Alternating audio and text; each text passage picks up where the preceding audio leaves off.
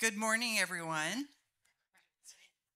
Thanks for joining us and welcome to The Time Is Now, a new playbook for educational leadership. I'm Vicki Phillips. I'm the CEO of the National Center on Education and the Economy, and I've had the privilege to be a teacher, a superintendent of schools, a state chief for K-12 and higher education, the education director of the world's largest foundation, and a stint as an executive vice president in National Geographic. So I've had a really privileged career, and I'm so pleased to be moderating this panel that I know is going to be such a dynamic and fascinating discussion, especially given the women who are on the stage with me. You can contribute to today's dialogue on social media by using the hashtag #WomenLeadingEd, because that's what we're here to talk about, women in leadership. I'm joined by three fantastic women who are each solution seekers and change makers in education leadership. First, Dr. Kyla Johnson-Trammell is the superintendent of Oakland Unified School District. Born in East Oakland, Superintendent Johnson-Trammell attended OUSD schools as a child. Across her 25-year career, she's been a teacher, a principal, the Director of Talent Development, an Associate Superintendent for Leadership, Curriculum, and Instruction, most recently Interim Deputy Superintendent, and now, of course, the Superintendent. And she is the longest serving superintendent in Oakland's history.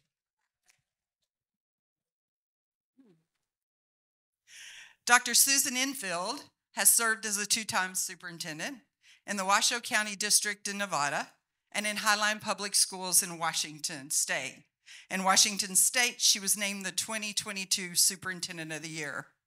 A former high school teacher, Susan has experience at the state as well as district level, has coached and guided leaders across the country, and is a tireless advocate for women in leadership. Dr. Julia Rafal-Baer is the co-founder and CEO of the ILO Group, a woman-owned, leadership-focused education policy and strategy firm. She's also the founder and CEO of Women Leading Ed, a national nonprofit network of women education leaders. Beginning her career as a special education teacher in Bronx, New York, she went on to serve as an assistant commissioner in the New York State Department of Education and chief operating officer at Chiefs for Change. She's also on the National Assessment Governing Board, appointed by the Secretary of Education to a 4-year term.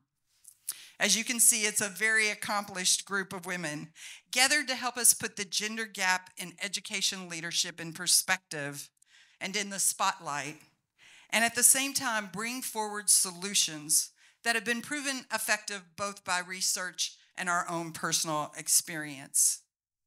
So I want to start with Julia.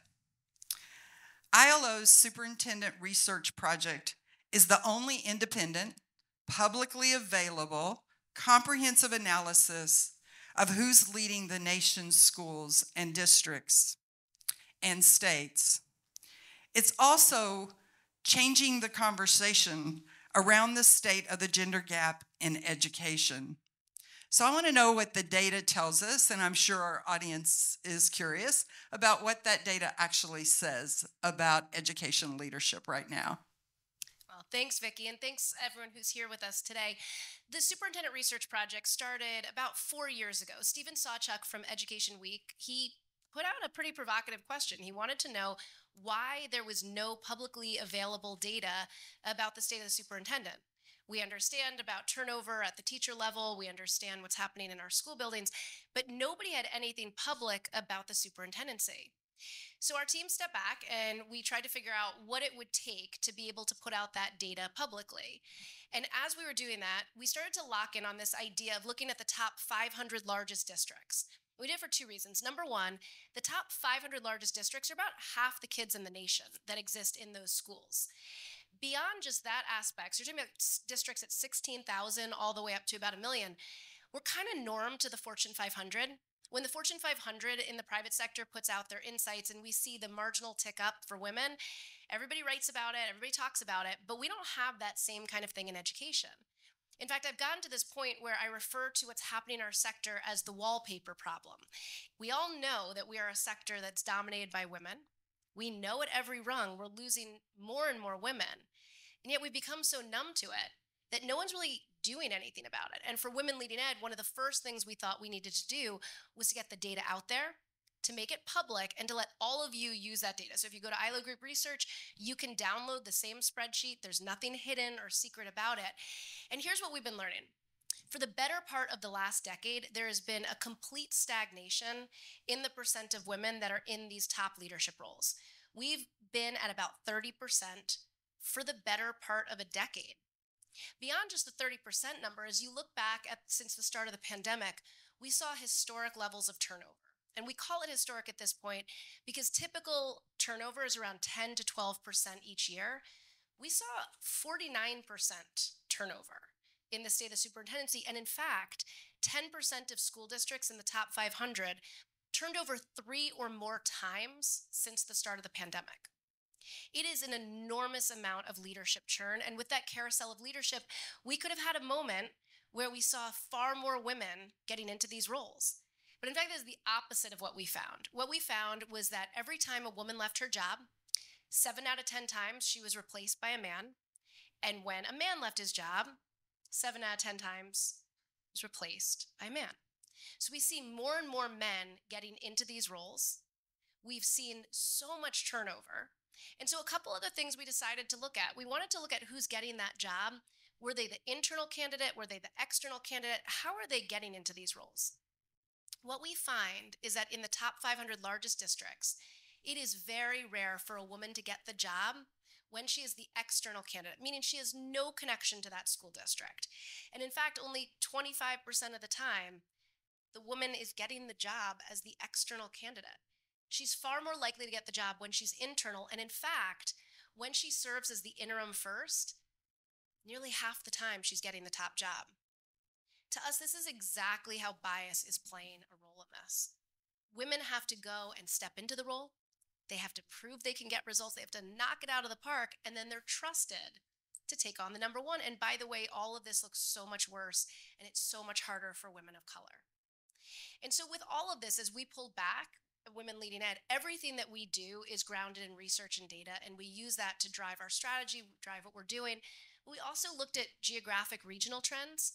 I'll tell you, it looks very different across the country in different places. In the Northeast, you see more than half of the school districts in the top 500 are led by women, versus you look in the Southeast, Southwest, the West, it's all about a quarter.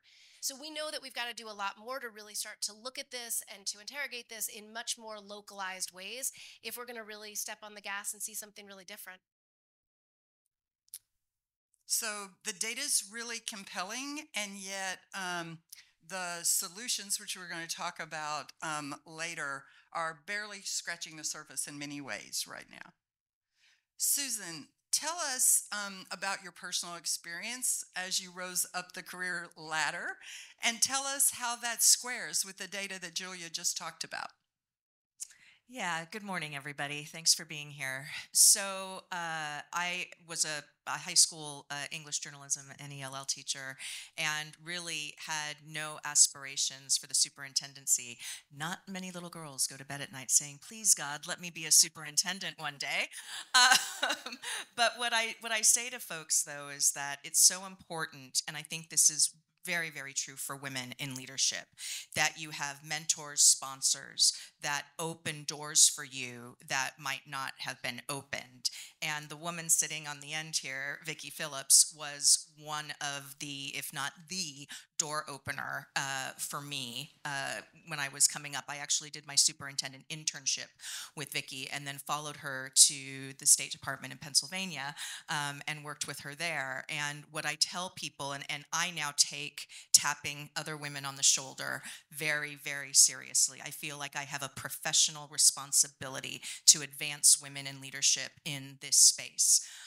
Because it happened for me. And what I will say too is we also need to make sure that we are helping women see that which they may not see themselves.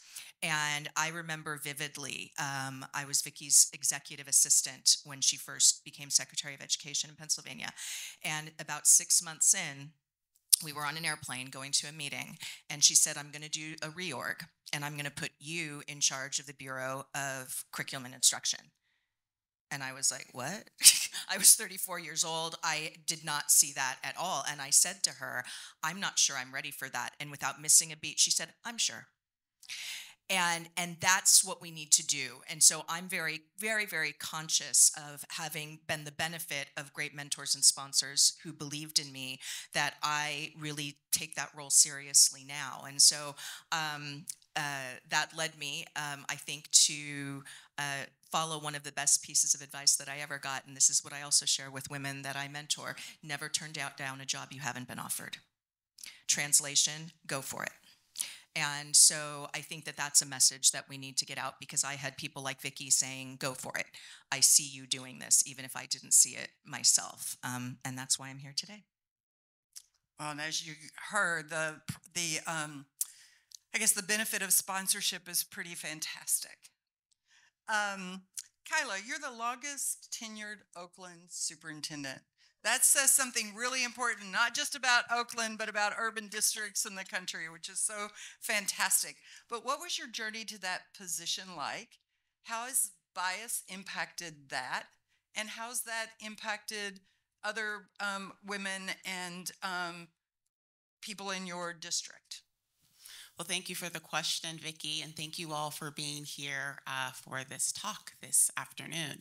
I think you'll see a lot of similar trends, which really are grounded in the research that Julie has conducted, which is, one, I don't think any of us woke up and decided we wanted to be a superintendent.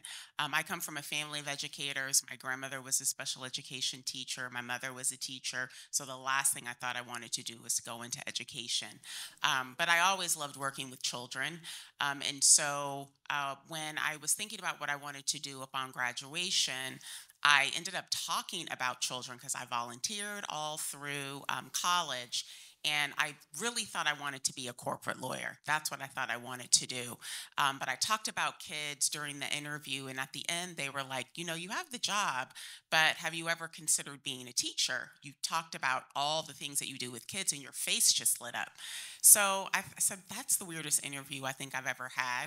So when I came back to Penn, where I went to undergrad, I called my mom. I was like, well, maybe I will. I'll do like the Teach for America thing, and I'll teach for 2 years. Then I'll go back to law school. And then I just fell in love with the craft. So I think my first point is definitely follow your joy and your passion. I fell in love with kids. I fell in love with the impact that I was able to make in the classroom. And I think that led me to then fall in love with leadership, you know, being a teacher leader, and being able to see the impact beyond just the classroom. That led me to be a principal. And I think it was at that point that I really fell in love with system change and having an impact. But in all of those kind of stages of my career, there were women and there were people who saw something in me to kind of push and nudge me to like the next stage of my career. And that's really how I ended up doing what I'm doing now. Is it was definitely not something that I wanted to do. Oakland is a very, very tough place to lead. But all along, whether it were my supervisors, people that coached me, there was this intentional being able to identify, you know, some things in myself that I probably didn't see. And I think we talk a lot about the difference between the mentor, the coaching, and the sponsor. Mentor and coaching is great, but sponsorship, the difference is people who have social capital, right? And they have access to information that they're intentionally using to open the door for you.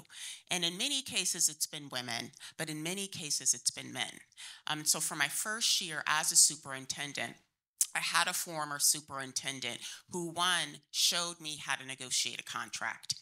If I would have done that on my own, I don't even think I would have been here today, and really walked me through. There's a methodology to it. There's a strategy to it, and really understanding your worth. I cannot emphasize that enough. As a woman and a woman of color, you better know your worth, because you'll be tested. The microaggressions are real. The undermining of your leadership is real. So if you don't have that foundation, which I think is like a lifelong journey of really understanding who you are, what you're about, what are your values, and why you're doing what you need to do. You need that foundation to kind of go against the current that is there. And actually, that is what you bring to your contract. You are putting into words your non-negotiables, because you're going to have to fall back on that, right? Whether it's your relationship with your board, the amount that you get paid, there's still a huge pay gap between what a woman gets and what a man gets. And then we'll get into it later, which are the conditions. We don't have to lead the same way as men. I'm a proud mom and a leader. And I make it known that there are just certain things I'm not going to do, certain sacrifices I'm not going to make. Because at the end of the day, right, I'm a mom, I'm a wife. So the sponsorships that I've had have really helped me see and have brought a lot of that information that I think allowed me to have a strong foundation when I started in this role. And I think just in terms of all women, I was thinking about this on the plane.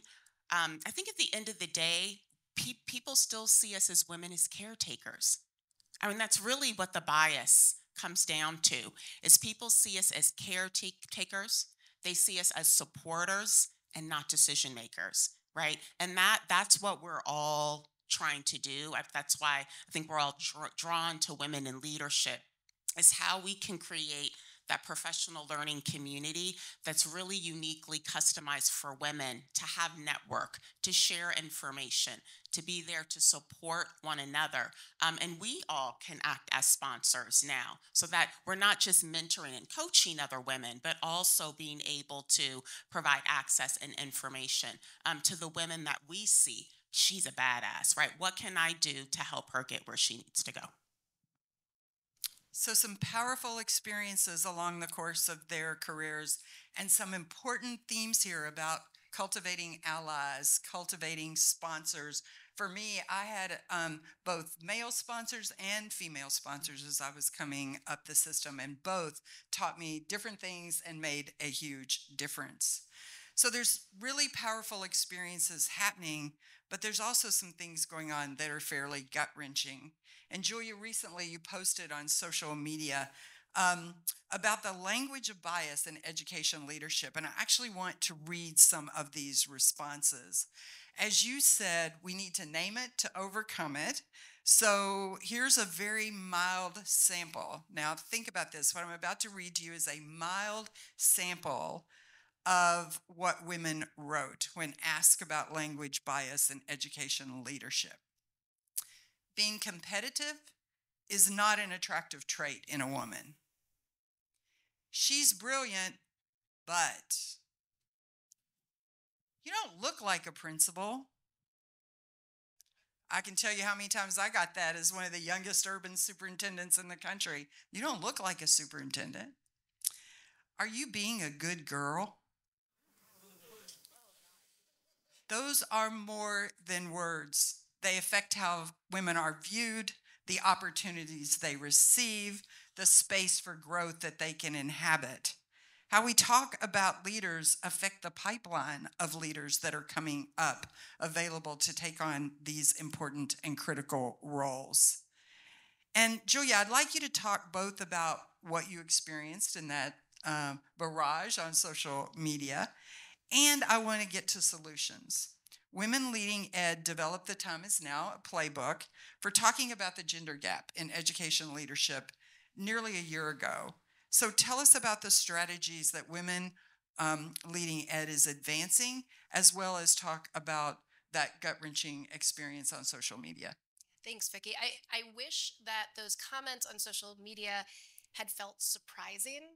I think it was probably more surprising that so many really powerful women were actually publicly saying that. I mean, when you look at the names attached to some of those comments, really high-profile people in government who were just sharing on LinkedIn what their own experiences were.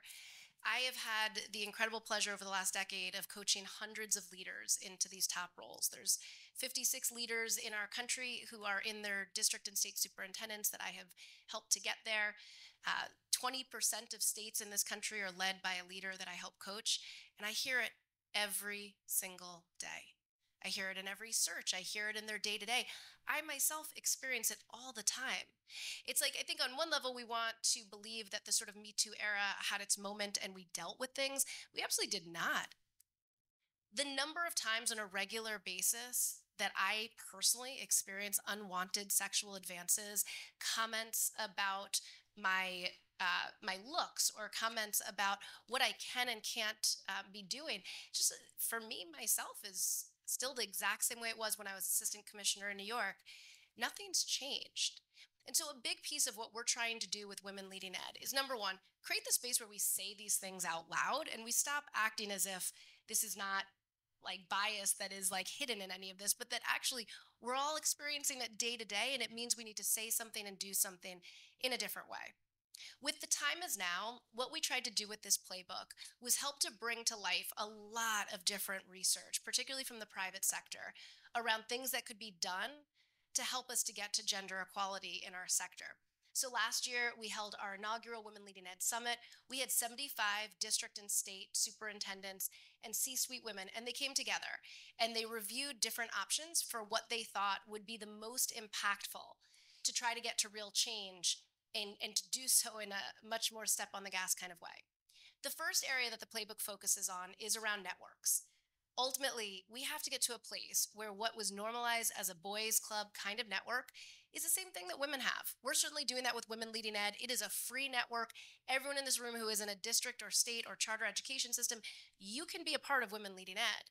What we ask is that when you are a part of our network, that you're using your voice towards the same advocacy agenda.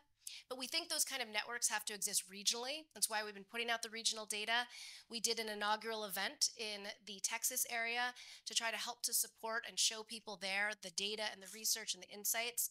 But that has to happen faster, state by state, region by region, and ultimately district by district. So those kinds of networks for women exist and help women to better support one another. We also need to normalize coaching. Coaching has to be something that everyone sees as a lifelong part of their career. The coach that got you into your leadership role is not going to be the coach that's going to help you to land that number one role.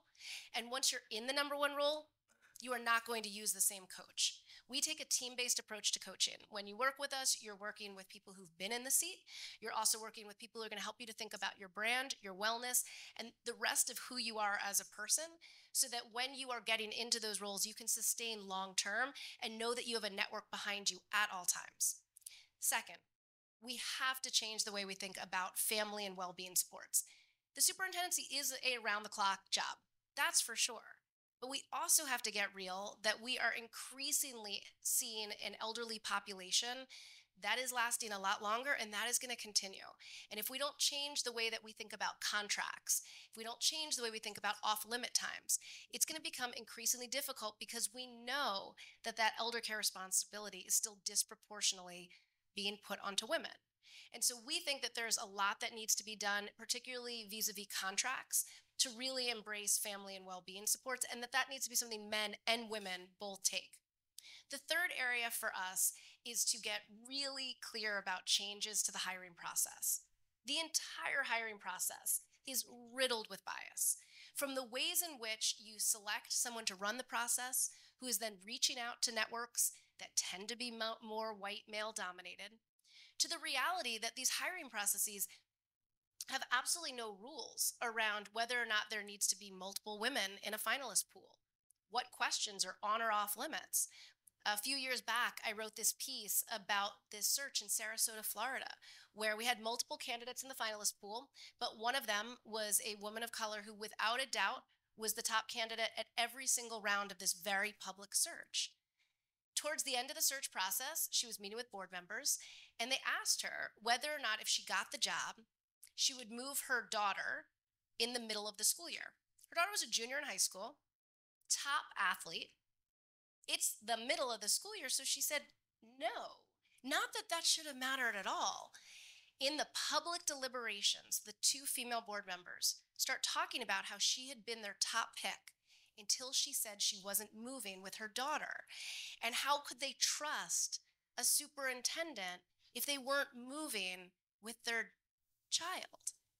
And literally explain that as the reason. The op-ed's in the 74, you can click and watch this video. And what I tell people all the time is like, that's not an anomaly. That is what's happening to women in these searches over and over and over again. These women just happen to say it out loud in a public search on video. That's the only difference. And so we think there's so much that has to get done to really rethink the way that these hiring processes work and to really help to mitigate the bias that exists in so many people about what a superintendent looks or doesn't look like. The fourth area for us is around public transparency. It's why we put out the top 500. We worked in the state of Texas. We recreated that. You can go to our research on our website and see the Texas version of that, where we mapped the 1,200 plus districts to see what was going on, looked by ESCs and regional trends. And we think every state should do that. We also think the federal government should update the civil rights data collection and collect superintendent race and gender, and that would make a lot of this easier. But we also think there needs to be real commitments to doing something about those metrics. One solution in particular for us is the solution of having multiple women in a finalist pool. Even if you didn't want to have public finalist pools, just even putting out the transparency of the demographics of the finalist pool, we think would go a long way. We've been working with Dr. Constance Lindsay at UNC Chapel Hill, and we've been mapping finalist pools to see if we can recreate this study from the private sector that said multiple women, you were 79 times more likely to choose a woman. And we picked 5 states that had publicly available finalist pools. In 2 of the states, over a 2-year period, there was not a single pool that had not just multiple women, even one woman in the finalist pools. I mean, that is so shocking on its own. But then what we saw was that absolutely the research holds up that when you have multiple women, you are far more likely. And the last one for us in our agenda is financial fairness. Equal pay for equal work. Right now, at the district level, it's about a $25,000 to $30,000 pay gap difference. At the state level, it's a 26% pay gap difference between the electeds. So there's 11 elected state superintendents. The women are paid 26% less than their male counterparts. And within the state role, generally, it's a 12% gap. So for us, that one's pretty straightforward. But we think those 5 areas are the things to really push on if we're going to really get to gender equality anytime soon.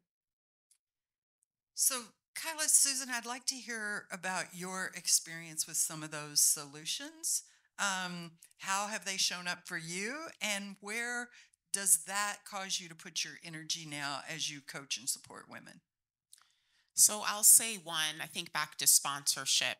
And, you know, when it's your first role, they're just things that you don't know, right? I think networking just is almost organic in a lot of male circles, and particularly white male circles. And it's a new concept, I think, for women and women of color. It's not just we're getting together and going to the spa, right? You're really sharing information and breaking down how things work, how you get things done. And in these roles, your contract is key. You can't set your non-negotiables once you're in the job. That all has to be done at the start. And I explicitly talk about this notion of caretaking, because I believe that the whole way we think about leadership, we just need a transformation. It is absolutely possible to be a leader and be a caretaker, to be a leader and be a mother. I think because it feels, what people see is I'm sacrificing everything for this job. And if women continue to see that as leadership, then even if they have the skill set, I can't do that because I'm not going to sacrifice. So for those of us who are in the role, to me, the responsibility is how do you remix and how do you show people there's actually a whole other way to lead. We just see one way of leading in the United States. There are other ways to lead. And so once you have those non-negotiables in your contract, such as don't call me on a Sunday unless it's an absolute emergency, right? You have to set your boundaries. I had one board member my first year. She called me. I was like 10 o'clock on a Saturday night. I answered the phone. It was my first year. She said, "Why did you answer the phone?" I said, "Because you called me." She said, "Let me tell you something. We will call you about like dumb shit, okay?" That's what she said. She said, "Unless it is something having to do with like a facility or a kid, you have to turn your phone off. If you don't set your boundaries, you're telling everybody you are available 24/7. You have to set. So it's those kinds of things. And then once I started learning, you're on stage when you're a leader, principal, any role. So doing things like calling. I take calls when I'm at my daughter's dance competition. I've negotiated, strike negotiations during the intermission so that people see, yes, I'm going to do my job, but I'm going to be where I need to be. And when people see that, it actually gives permission for the people that work for you to say, oh, right? If I'm on the phone and I have a one-on-one and I can hear someone's at pickup, I'll say, why don't you call me back in 15 minutes? Pick up your kid and then give me a call back. So it's those small things where you're giving permission through the system. Those are slowly how you start changing what you expect and how you can show up as a leader. If you're in the seat, your responsibility isn't just to do the job, but to change the conditions so that that's equity. It's not a whole bunch of conferences and having a hashtag and wearing a t-shirt and a slogan. If you got the job, what are you doing to change? The concrete things. The other things is it just comes down to system structures and processes. So a lot of just codifying some of the coaching and some of the mentoring. I was having a one-on-one with one of our labor unions, classified, that really serve our lowest employed Black and brown workers. And we were having this conversation around, we see inflation, what can the system do to give us more opportunities? Because we may want to one day be a director. So we started talking about, okay, well, how could the district support them in terms of going back to school to be able to garner the skills, the leadership, and those dispositions so that when the opportunity is there, you're ready for it. Because that's the other piece. There's some opportunities, and we know this, right? They're intentionally available to some, but not to all, right? And so those systems and structures and processes to make the invisible visible, right? So that you have access to information, you have access to folks as well. And then thirdly, I just think a lot of support around how you actually deal with boards, because the majority of what makes or breaks these roles is understanding the politics, understanding that world of governance, and understanding how to make sure you're able to lead and that they stay on the side of governance. And that's a real skill set, and that is where, these are women that I call all the time. One of my board members was gracious enough to offer me a sabbatical. I had no idea how would I negotiate that into a contract. I called Julia. I said, do you know of anybody who's ever had a sabbatical? She gave me the name of a woman who actually took the place of a man who had the sabbatical. And so through my network, I was able to get the information that I needed to negotiate the terms. Originally, they were saying, well, you could take it, but it'll be unpaid. I was like, no, this is what I want. We went back and forth and got everything, the terms that I needed so that I could be gone for 3 months and really be able to rest.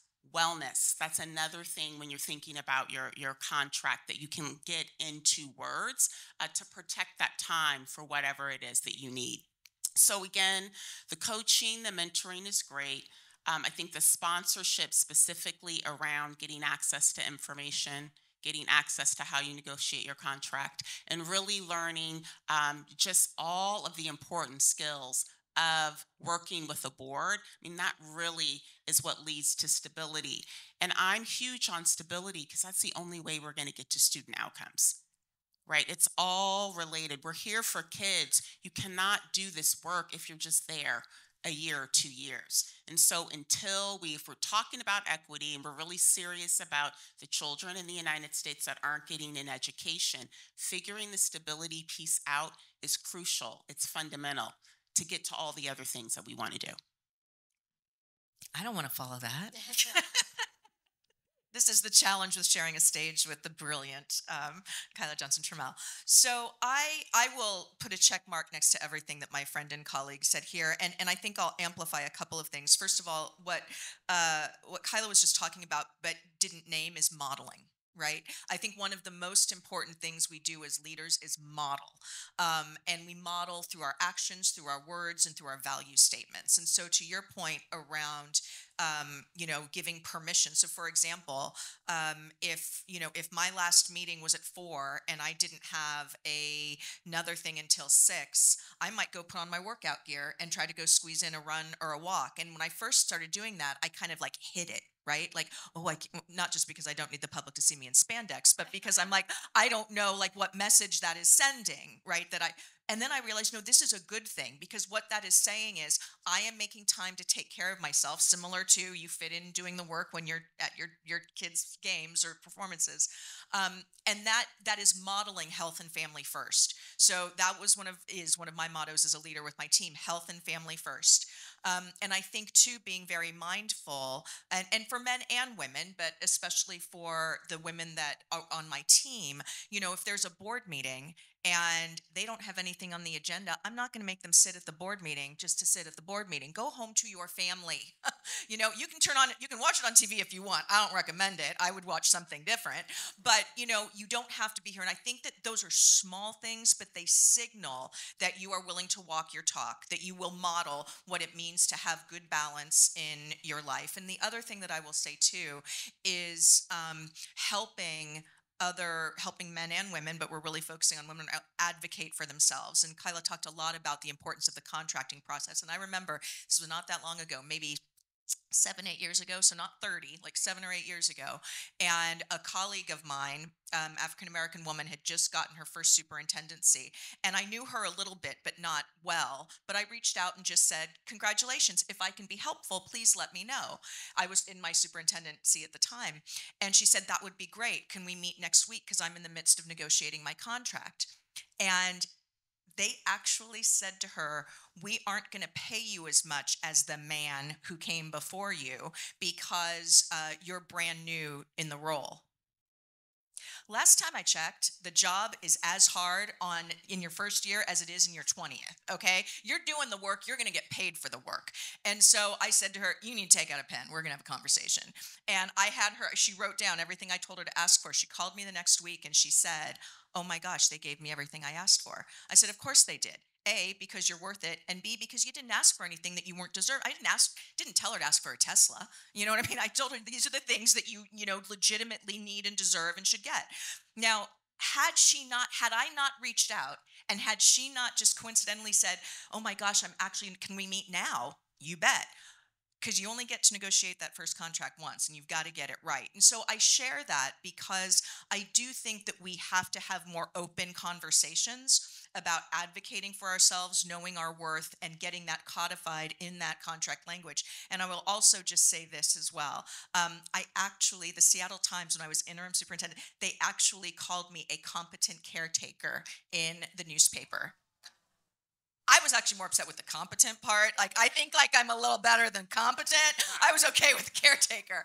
But I do think that we need to, I think to Julia's point and why I believe in this work so much, is we need to name it. And I'll end with this, because this is a real life. This probably was quite recently.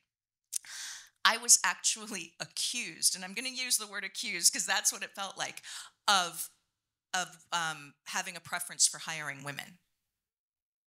Like, that's a bad thing that I'm advancing women in a profession where they've been traditionally underserved and not advanced.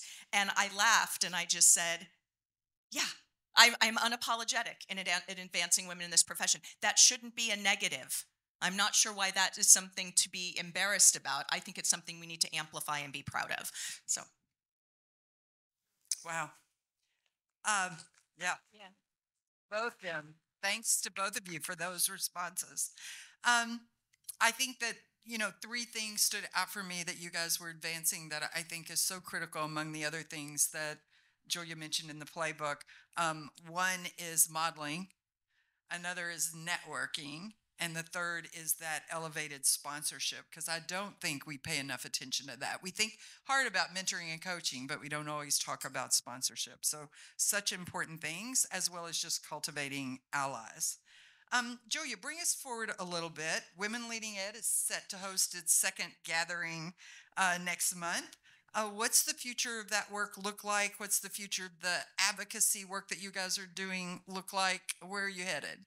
I am so excited. Our summit last year was 75 people. This year we are at 140, and that was capped, and we were sold out in the first month. And I am so excited. It is a chance for 140 women, district and state superintendents from around the nation to come together. We're going to celebrate a whole lot of wins. We made a lot of progress this year in getting a number of women in our network into those top leadership roles. We're going to double down in terms of the playbook in a few key areas. One of the things that I wanted to better understand, and it sort of sharpened with that LinkedIn post that we talked about, was I felt like we just needed a little bit more of a sense about what was really going on with women around the country. In the private sector, Lean In does a really nice one every year that helps to bring to life what's happening. And so we decided we wanted to have the first of its kind big national survey, what's on the minds of women in educational leadership. We're going to be releasing it in just a couple of weeks in conjunction with Women History Month. And the findings are really, really troubling. A lot of it is not going to feel surprising to many of you in the room. The fact that more than 8 out of 10 women think that they have to change how they sound, how they dress, how they show up to be more like men in the spaces that they exist in. Nearly half, or more than half, the women reported that their gender impacted their salary negotiations directly. More than 7 out of 10 of those women, though, also reported that they've never received training in how to negotiate, ever. That was really, really important. And so for the Women Leading Ed Summit and moving forward with Women Leading Ed, we're going to be doing a lot of work around negotiation, helping to better train women. Currently, we do that when you go for your contract. When you work with us, we help you through your contract negotiation. But we realize that we need to make that broader so that we can have more of a larger systemic impact. At the summit, we are going to be working on model contract language. What do 140 of the strongest women in the nation think should be in a model contract? Our team has been researching and analyzing contracts for the better part of the last decade. We have the only data set that exists. We'd love to make this all public. And so we're going to be working on that model contract language. We will be releasing that. We're going to be working towards getting something that can be available so everyone can look at different regional trends. And so it doesn't feel like such a black box secret in terms of contract. We're also, though, going to be really doing a lot more around that whole internal pathway, and that women almost half the time when they're the interim get the job. Okay, don't love it. It's bias. But let's start to really get much more systematic about it. And so what we'll be doing is developing a blueprint for succession planning. What should great succession planning look like? How do you really take it on? What is the best advice for boards that really want to work in that way? And how do you get them to see how much stronger student outcomes are when you have what I refer to as sustained leadership? When you have places that have a decade or more of the same leader, or a pass-off in leadership that maintains the work, you see outsized student outcomes. And so we have to help people to really understand that. And so we will be developing that blueprint. We'll be working on that at the summit. And then we'll also be connecting it to what Kyla was sharing of our vision around moving beyond mentoring and into real sponsorship. So how do we give people really concrete tools around what great sponsorship looks like? How do you really set that up? How do we make this feel really different? Those are going to be big areas for us. And a lot of this, it just sort of grounded in where we are as a society. There is not a sector in our society where women are in equal roles to men, not a single one. And in fact, the Rockefeller Foundation, they recently did a public poll, and they asked whether or not Americans believed we would sooner colonize Mars or get to gender equality. 1 in 4 Americans believes we will sooner colonize Mars than get to gender equality in the Fortune 500 companies. That's wild, right? But for us, it's like, buckle up, get in, we're going to Mars, and we're going to solve this in terms of gender equality because we have to. We are the sector that is about opportunity. Kids come into our classrooms and we tell them every single day, you can be anything you want. But right now, that's not true. And we've got to do something really different. And the last thing I'd say in all of this can't be done just by women. This has to be done with men as allies, and men have such an enormous role in this. Everything from just the positional power that they hold, their ability to create that room, the sponsorship opportunities, but also just going first. When a man is the first to take that sabbatical, and then Kyla's board chair says, you should do that too, it's no secret that the man did it first, right? Like, but he did, and then Kyla could, and now our model contract is going to have that in there because it's actually a great incentive. And so we do need to see much more of a coherent strategy that involves men. So this year, Women Leading Ed will be launching an ally board. We're going to be bringing men to our board to make sure that everything that we are doing as a network is not just guided by the incredible women, but also that we really have the insights from the men too about what we can doing to get to gender equality faster. Fantastic.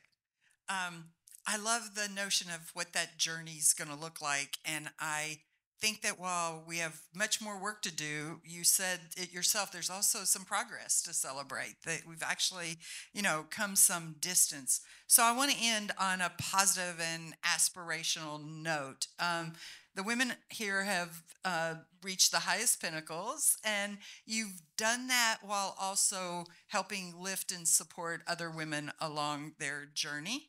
So Kyla and Susan in particular, I'd like you to kind of look in your forward-leaning crystal ball, if you will, and predict what leadership's going to look like for women 10, 15 years down the road. That's really hard because the world is changing so fast and so uncertain, but if you could make a few predictions, what's it going to look like, and how will that view strengthen what happens in schools and districts as a result, since the bottom line here is doing everything we can to elevate the outcomes for young people across this country?